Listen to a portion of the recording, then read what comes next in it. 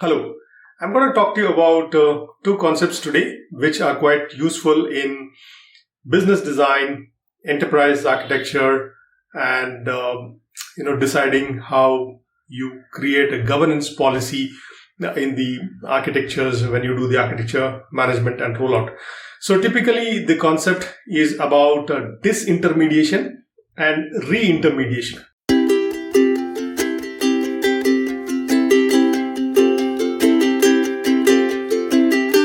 So disintermediation actually involves removing all the middlemen or the gatekeepers in the line of businesses.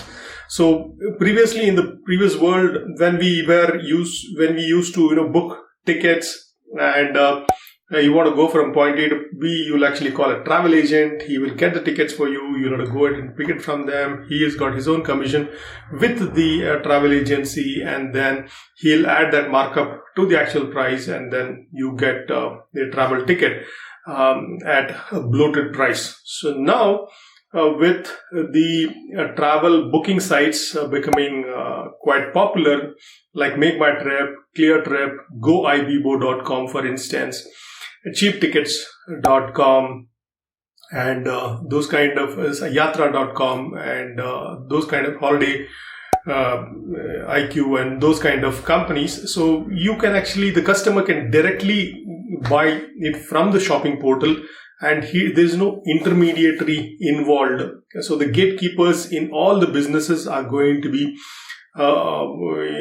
getting cut down one by one, and that's what's happening. Blockchain is doing that to currency transfer also, if you look at it that way.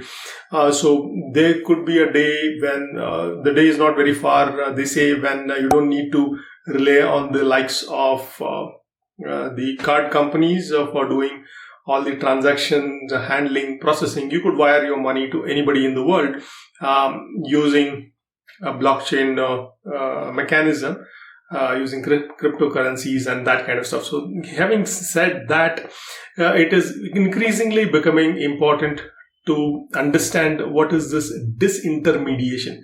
So disintermediation actually means getting rid of the middlemen or the gatekeepers in the line of business and directly getting in front of your customers, and you are able to transact. So it actually removes a lot of barriers, and the ease of doing business is quite good when you actually have disintermediation as a step. So this is actually a concept that is used in many enterprise architecture frameworks.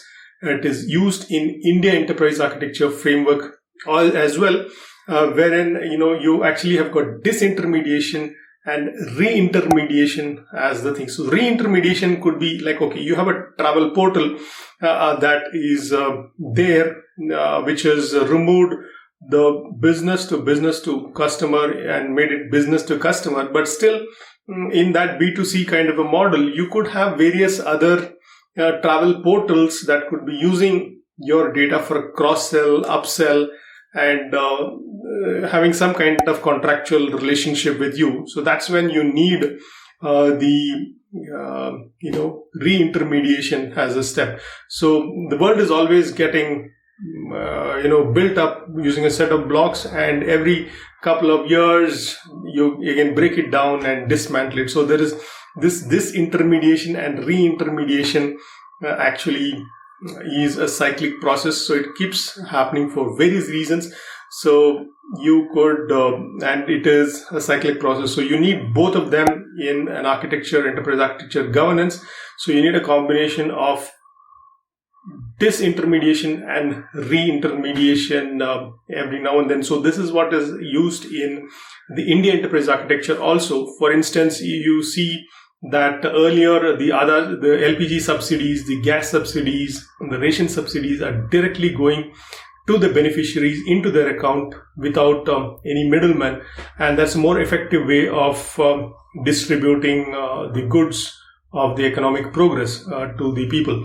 Whereas after some point of time, let us say the current pandemic, you need to administer the vaccine to 1 billion people in India, then you would actually have a state-wise, phase-wise way in which it could be administered, and there could be intermediate agencies and people who would be required to do it in a phased manner to roll out the whole steps. So at some point of time, you could have a disintermediation, and then you could also have a reintermediation to bring in some kind of policies and governance and some contractual things around it.